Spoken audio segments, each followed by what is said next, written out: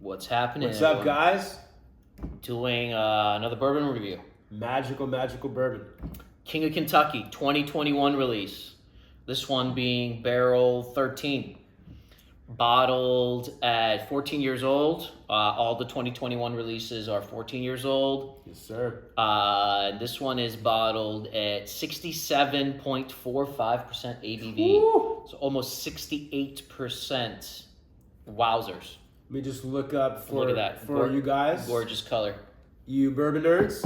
This is 79% corn, 11% rye, 10% malted barley mash bill, and monster. And then just if you want to compare, this is barrel 13, Rick 7, warehouse I, location 3rd floor. Barreled December 6th, 2006.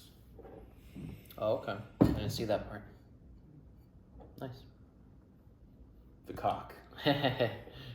All right, without further ado, we have so far only tried one other King of Kentucky. That was a 2019 release. Barrel 1. Barrel 1. We absolutely adored it. Amazing. Lived up to all the hype. Yes, sir. And so we sought after one of these guys. And yeah, these are not cheap on the secondary, at least online. They range anywhere from $2,000 to $3,000. It's crazy. I know you can maybe get them a little cheaper, if you hunt some stores in states that these are available. They're not available in California. Yeah, so the MSRP is $250. Yeah. They're heavy Kentucky, and I believe Ohio might be the only other state. Obviously, a lot smaller allocation. The point is, even if you live in Kentucky, you have to know somebody to get one. So you're basically talking about secondary at some level. Mike, this is, in terms of modern day released bourbon, I have not nosed anything like this. This is the one, we were just talking about it before. This is the one to hunt. Fuck BTAC, fuck Pappy. You're gonna pay $1,000 plus, whatever. This is the one to hunt. I do know Brown Foreman, who owns this, owner of Old Forester. They do this, warehouse cycling, this heat cycling, almost like microwave, where at certain periods, certain intervals, they strategically ramp the heat up super high to enhance the barrel aging. I mean, it's already 14 years old, but to give it the flavor of older age without being over-oaked, which is exactly what it is. This is 14 years old, but it is taking on the richness of something, again, in bourbon, 14 years old, barrel proof is very, very old. But this is almost this is like a 30-year-old bourbon, even though I've never had a 30-year-old bourbon, right? Yeah. It is so intensely super rich. It's full on Rick House, right? It's such a Rick House, dude. Yeah, and it's like you're in the Rick House, but you're smelling the Rick House. Full, rich, rich dark cherries and cola and cooked down strawberries. And I don't normally get cooked down strawberries when I think of bourbon. I get it in a family cask of Glen Farclas. Or the old Macallan 25. Yeah. The good Macallan 25. Yeah, this is like, you can totally taste the result of the science, that they're somehow extracting more flavor out of the barrel to add 5-10 years plus to the 14 years without it all being over-oaked. And if you think about it, right, think about Old Forester, for example. Most of their stuff is literally 4, 5, 6 years old. Their single barrel strength, it's 4, 5, 6-year-old juice. And they're obviously heat cycling. But this 14 years cycled up is other world. This is magical. This is insane. This is stunning on the nose. I'm getting a lot of sandalwood, a lot of musk. A lot of musk. I'm getting cigar wrapper, leather. Gorgeous, beautiful aged Cuban cigar tobacco. Yeah, tons of jammy cooked down red currants, raspberries, blackberries, dark black cherry cola. Yes. This is literally everything you want in an aged bourbon with the perfect amount of oak. And it's got this creamy element to it. It's 68%, yet I'm putting my nose to here, like, and it's not offensive. It's just got this creamy element to it. It's almost like you got vanilla ice cream, and then you pour like, I don't even like cherry cola. I can't stand it, but it's. I don't know why that's coming to mind. You like it in a bourbon? Yeah. It's almost like pouring the best cherry cola over like some vanilla ice cream. There's that creamy element. And then when you know that sandalwood and leather and rickhouse kind of combines with everything, it just becomes so rich and just so, oh man. The cooked down fruits. It's the texture. It's so viscous. It's so rich, so layered. Yeah, you nailed it. Beautiful, like the highest quality, like artisan craft made root beer or cream soda, like root beer float over vanilla ice cream. Like beautiful, highest quality vanilla bean extract. This is quality. Ugh. I'm going in for the palate. Bottom line, guys, if you're into hunting and overpaying for a bourbon, this is the one to hunt.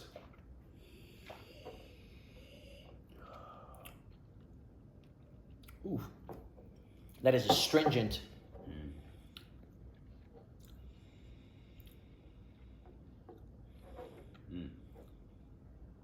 Oof.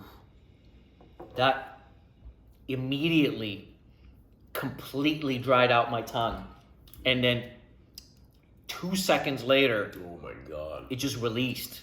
So it was very strange to just dry my tongue in the way it did and then just release all those flavors right after. Nuts. Yeah.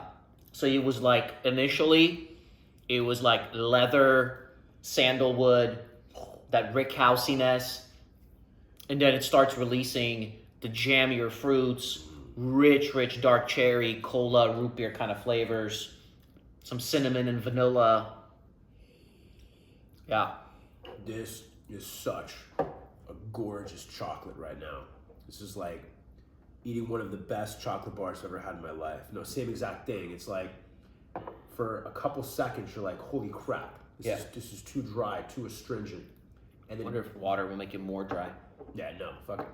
And it vanishes. It vanishes. And then everything you want comes in. Palate juices up everything you want. The jammy fruits, the compote, black currant, red currant, boysenberry, blackberry, dark cherry cola, but that chocolate, that rich. You want to try it with water? No, I'm good. That rich, beautiful, almost like a frothy, creamy milkshake. Chocolate milkshake. This is unbelievable. With water, it definitely opens this up a little bit. It becomes, you start getting a little bit more of that corn sweetness comes out, but because it's so creamy, it becomes like a buttery popcorn kind of a thing, where that was kind of maybe a little bit more hidden. Beautiful. And I'm even getting like brighter fruits, like apricots coming through now. Damn. You keep in mind, this has only been open for like a week. Yeah, do a little water. Yeah, you have to try it. I want some apricots. It's only been open for like a week. This is maybe like the third pour out of it, so it's still early. It's obviously gonna change with air and time. No, absolutely. We're not complex. ones to like so complex. Be one of the first. We don't really review. Our channel's different. We don't focus on current release bourbons. That's obviously going to be most popular. People go to watch a review to see if they should go buy a bottle or not. We tend to do more historical pieces, because that's mainly what we're into. But forgot what my point was about this. Oh, we decided to put this video out of this early instead of waiting, since it just came out, and it's really, really special. So we just kind of wanted to do it a little bit differently and be, kind of early up releasing this. This is like, yeah, you said the brighter fruit. This is endless, man. This is endless. And water helps, but again, with air and time, it's only going to get even more explosive, more complex. Just crazy.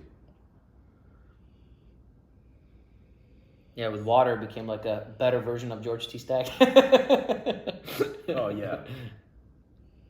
No, it just shows you, like, speaking of the historical dusty bourbons, now we've done it with Scotch as much as we can afford, but now we're kind of on this journey to explore old historical dusty bourbons, trying to find what's the best bourbon ever bottled. Well, don't think that you might not come close or hit it with modern day bourbon.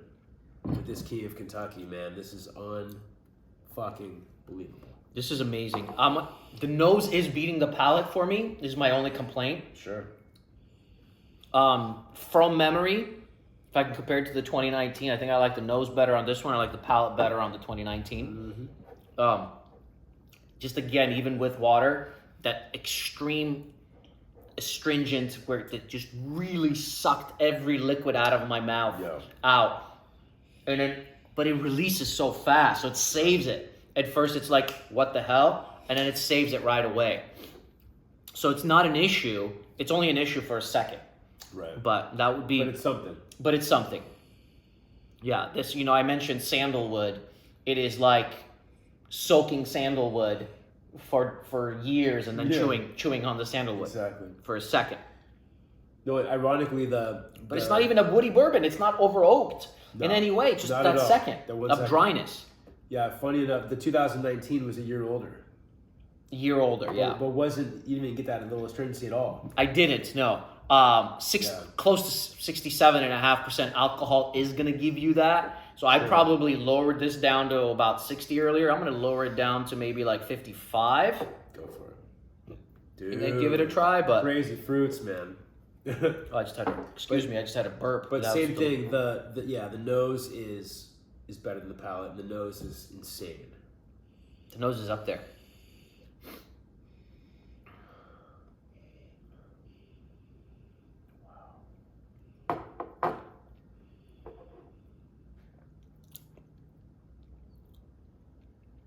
So it's either because I just took a third sip, or it's because I added more water. That sometimes water can add more that weird dryiness, but no, it's now on third sip, it's less. So I probably lowered it down to closer to 55. Mm-hmm. Any way you go about it, there's something magical about not putting any water in this on the nose. It's just... And the finish is endless. Oh, of course. The finish is nuts, of course. This is... And of course, non-chill filtered, uncut, the way it should be. You know what it is? You know what's I'll tell you what the most exciting part about this bourbon is because the way... And I know so many people will say like, oh, don't listen to the guys who say older Scotch is so much better than current Scotch. It's BS. Everything is good. I'm sorry. No. Old school. We're not going to go into detail of why. Yeah. But the old school Scotches are so much better. We just don't find things like that now. When I find something like this, and I'm comparing it, we've had plenty of dusty bourbons now. Yes. To be able to consider ourselves someone who's experienced when it comes to old and dusty bourbons. And there is a magic to it. But it's so exciting to see something being released today. That's as enjoyable as a dusty. I'm not saying this is the best bourbon. It's not. But it competes. It gives you that crazy wow factor that gets you. It gives so you the excited. wow factor. It gives you that wow factor. Like Dusty, so different. Yeah, just epic. It's epic. I'm getting like insane baking spices, mulling spices. I'm even getting like black truffle now with water. This is just it's endless. As it's sitting on my palate right now, I'm starting to get like coffee and dark chocolate. You mentioned milk chocolate. I feel like I'm getting coffee and dark chocolate right now. As it lingers off the finish, you don't really get those cooked down strawberries that you were getting on your nose, but you're getting a little bit more of that cigar, leather, coffee, and just chocolate and dark cherry on the finish. Yeah, definitely darker flavors. Yeah. Anyways, and more aged flavors. Yeah, this is nuts. This is a superstar for sure. If I'm combining palate and nose, I'm giving it a 92 out of 100. I thought I was gonna be at a 93, but the palate didn't quite live up to the nose, so it's a 92 for me, which for a bourbon for me is a very, very high score. Yeah. And I say the exact same. Yeah. Exact same. Yeah. If the palate matched up, it would have been a 90, 93. Exactly. It'll be a really fun comparison to do with the 2019. Yes, sir. Yeah. And we will. Yeah. But I'm not gonna bring it. We're not gonna bring it out right now because it'll be too much ABV. We want to do more reviews. Which is just fucking mind blowing. If you ever get any chance, try it. Friend, you're in Kentucky, bar, anything, you have to experience. You have to. And a little bit goes a long way. This is powerful stuff. Oh yeah. I'm gonna have King of Kentucky burps for like a week. Oh yeah. Yeah. I mean, it's 3 points off of being hazmat. It's nuts. Man, I love this label, man. Just like simple so with the dark color, just the wax, everything. Perfect bourbon. All right, you guys. I obviously I know some of you out there who are watching will have tried some of these.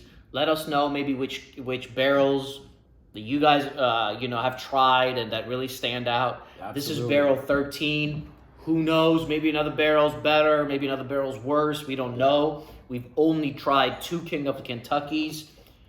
There's going to be a goal of trying many more, and we probably will. So. Oh, and we forgot to mention, this is the most amount of barrels they've ever done. This is, I believe, 33 barrels for 2021. Wow.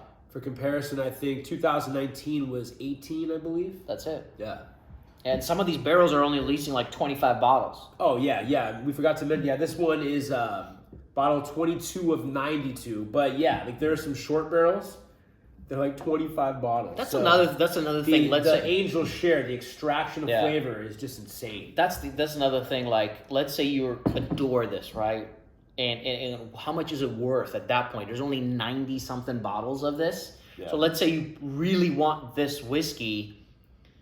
That's kind of where we get into territory of willing to overspend, even though it's not worth it. But it's like, okay, let's say I try this, I want to go buy another one.